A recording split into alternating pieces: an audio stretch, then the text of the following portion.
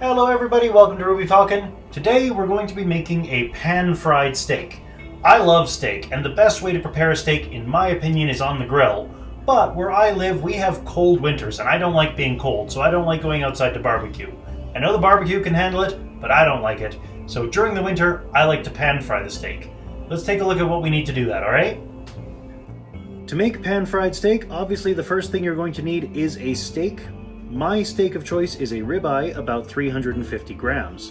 Ribeye is characterized by this large piece of fat in the middle here.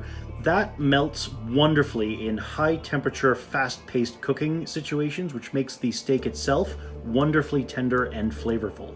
You're also going to need some butter, salt, pepper, garlic, rosemary, and basil.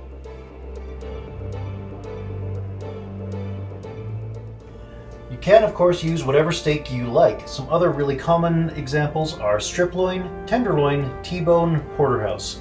Those are all really good steak types for pan frying. First thing we need to do is season the steak. So on both sides, add salt and some pepper.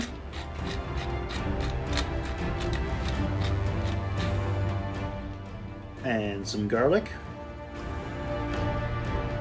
Some rosemary, and some basil. Flip the steak over and add your seasoning to the other side as well.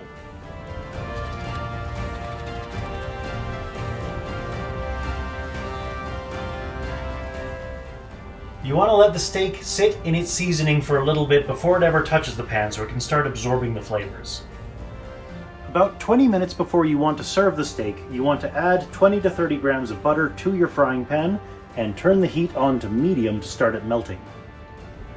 Leave it on medium until about 12 minutes before you plan on serving the steak. That keeps the butter both liquid and warm. About 12 minutes before you plan on serving the steak, make sure that the entire pan is coated in butter, and then turn the temperature up to high. About 10 minutes before you plan on serving the steak, with the butter nice and piping hot, what you want to do is you want to put the steak in the hot butter for 30 seconds per side to sear it.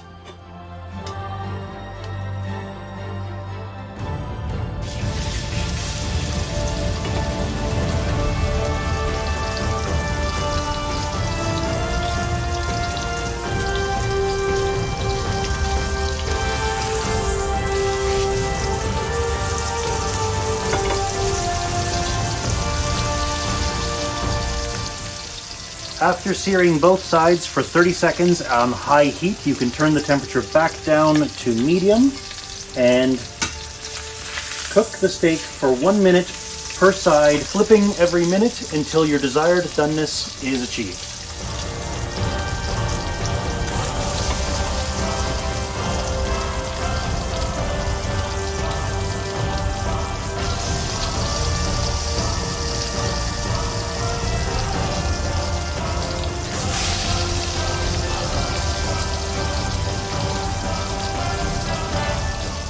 Once your desired doneness has been attained, you can remove the steak from the heat,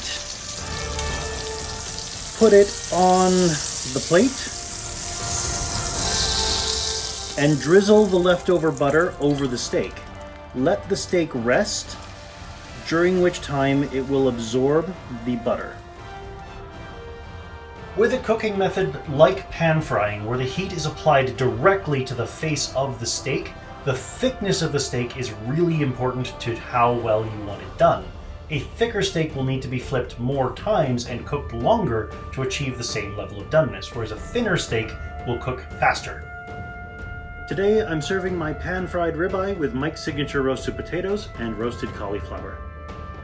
And there you have it, a nice way to make a wonderfully flavorful steak that doesn't have you out in the cold. If you enjoyed this, you can click up here to subscribe.